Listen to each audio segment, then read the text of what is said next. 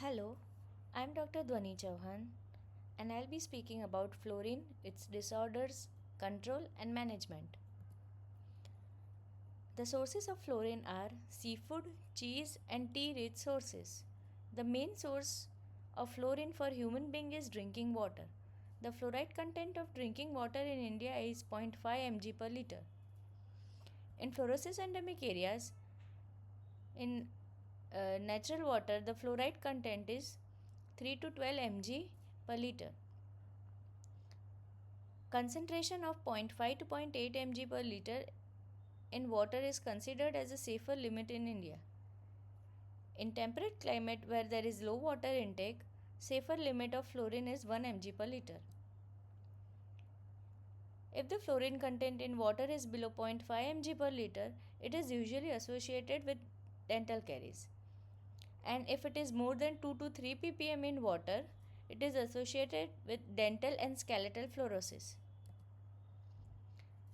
Fluorosis has been reported from many parts where drinking water contains excessive amount of fluorine, that is 3 to 5 mg per liter. Fluorosis is an important health problem in certain parts of the country like Andhra Pradesh, specifically Nellore, Nalgonda and Prakasam districts, Punjab, Haryana, Karnataka, Kerala and Tamil Nadu. Dental fluorosis.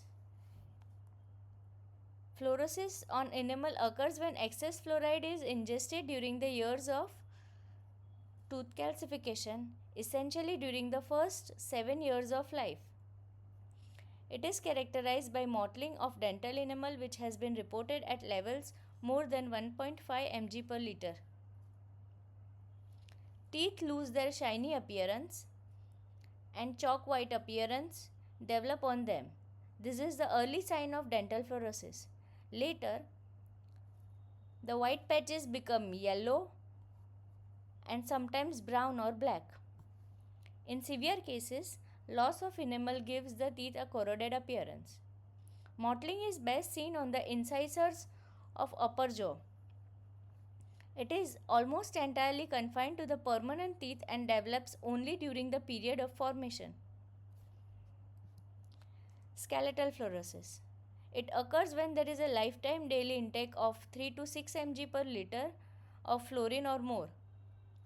Heavy fluoride deposition occurs in the skeleton. Crippling fluorosis occurs when the concentration of fluorine is more than 10 mg per liter.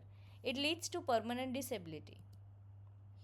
Genu valgum. It is a new form of fluorosis along with osteoporosis of the lower limbs reported in some districts of Andhra Pradesh and Tamil Nadu. This syndrome is observed among people whose staple diet was sorghum, that is jowar.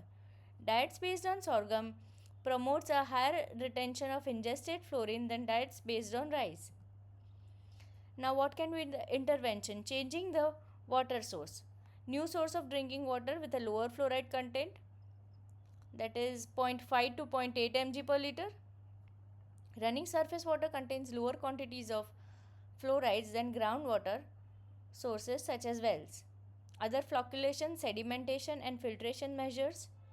Fluoride supplements should not be prescribed for children who drink fluorinated water.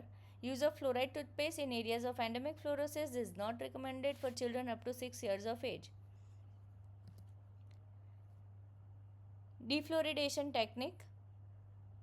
Certain defluoridation techniques are adsorption techniques, ion exchange techniques, precipitation techniques, electrochemical defluoridation and reverse osmosis. We will be studying defluoridation technique, specifically Nalgonda technique, in detail. It is very simple and economical technique which has been evolved by NEERI, which has been located in Nagpur. NEERI is National Environmental Engineering Research Institute. This technique is for removal of fluoride from water.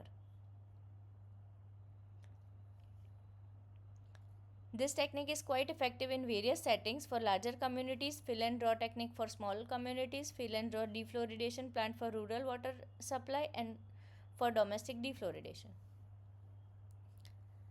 Nalgonda technique. Raw water which is fluoride contaminated is collected. Aluminum salts are added for removal of fluoride from water. Dose of aluminum salt increases with increase in fluoride and alkalinity levels of the raw water. Then the water is stirred vigorously for 10 to 15 minutes. Addition of 30 mg per liter lime. Lime helps in adjusting pH. Lime facilitates forming dense flocks for rapid settling of insoluble fluoride salts. This process is called flocculation. Then sedimentation, in which we allow flocks to settle as sludge for 1 to 2 hours. Addition of bleaching powder of 3 mg per liter to disinfect, and storage of water in clean container. Thank you.